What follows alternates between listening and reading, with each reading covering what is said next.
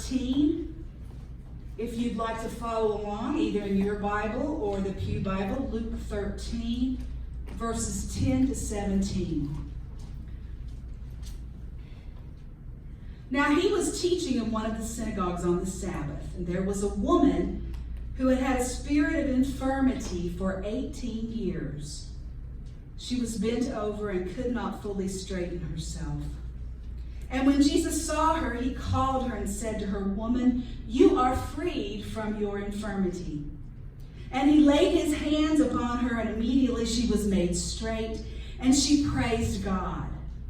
But the ruler of the synagogue, indignant because Jesus had healed on the Sabbath, said to the people, "There are 6 days in which work ought to be done. Come on those days and be healed, and not on the Sabbath." Then the Lord answered him, "You hypocrites! Does not each of you on the Sabbath untie his ox or his ass from the manger and lead it away to water it? And ought not this woman, a daughter of Abraham, whom Satan bound for 18 years, be loosed from this bond on the Sabbath day?" As he said this, all his adversaries were put to shame. And all the people rejoiced at all the glorious things that were done by him. Thanks be to God for the reading of his word. When somebody has a passion for something, it shows. When somebody has a passion for something, it shows. I think of Keith and Mary, who have a passion for teaching, and it shows. I think of Colts fans who have a passion for football, and it usually shows. And I'm sure you can think of other things that you have a passion about and you go out of your way to make happen or participate in. There's something that, I don't know if you've ever seen this, but oftentimes at county fairs, there's an interesting opportunity for people to get their frustrations out and for charities to raise money at the same time. Organizations will find an old, ugly car and provide guests with sledgehammers, and they get a chance to whack away their stress or anger at that car with those sledgehammers. A friend of mine described this, what he had seen at the county fair. A young man stood on top of an old Dodge and beat the daylights out of it. Fascinated with the sight, I drew closer to the booth and discovered that it was a fundraising project for the Cub Scouts. $1 would buy you a chance to take 3 swings at the car. Fundraiser, Luther, for the roof. The spectacle drew quite a crowd. People, mostly young men, were taking turns whacking at the Dodge Aspen. Some swung at it about half-heartedly. Others put their whole bodies into it. The scene was dominated by 3 or 4 men, young men. They might have been 20, but they probably weren't out of their teens. These men were really into it.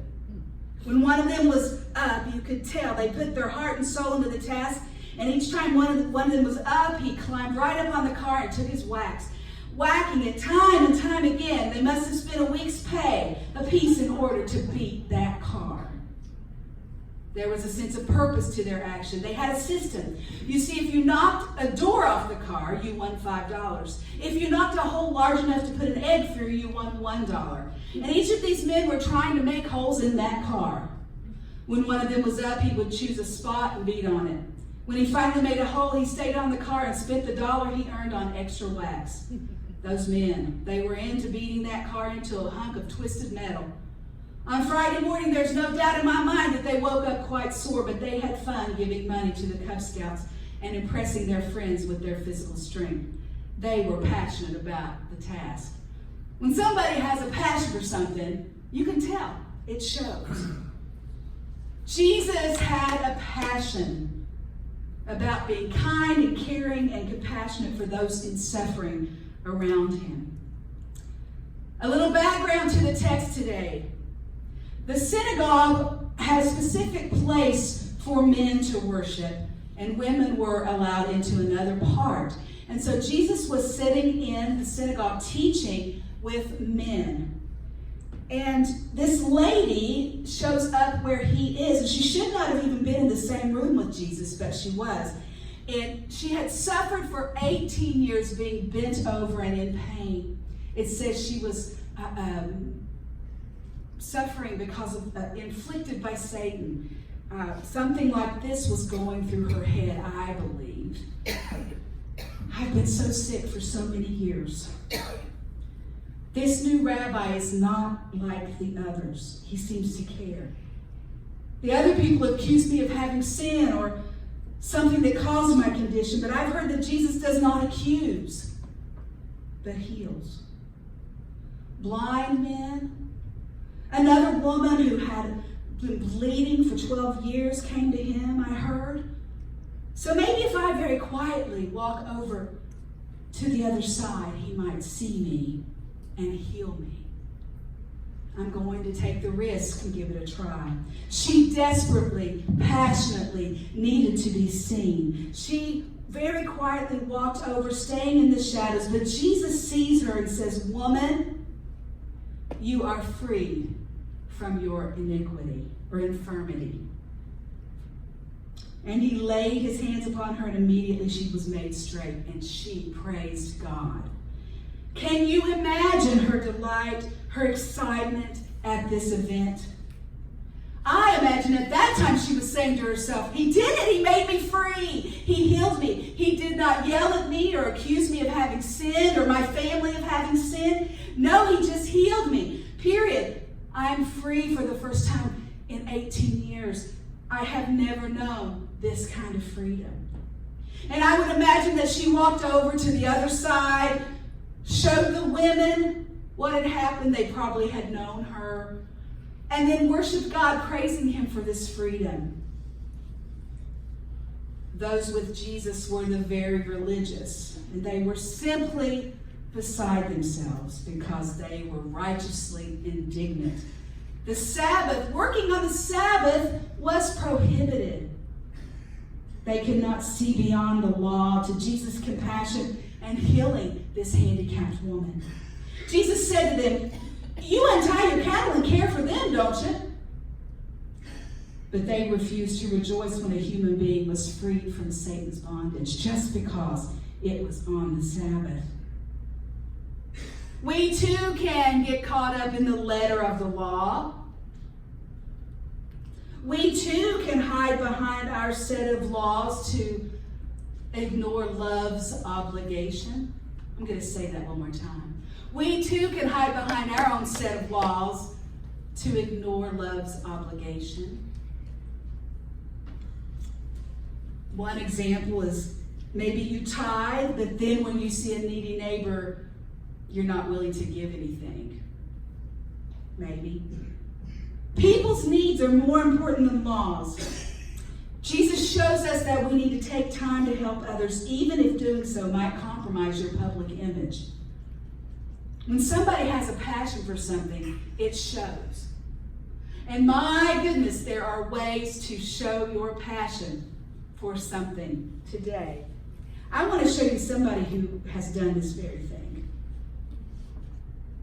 This is teacher and activist Scott Warren. He's a high school geography teacher. And he lives in New Mexico. And he belongs to an organization, No More Deaths.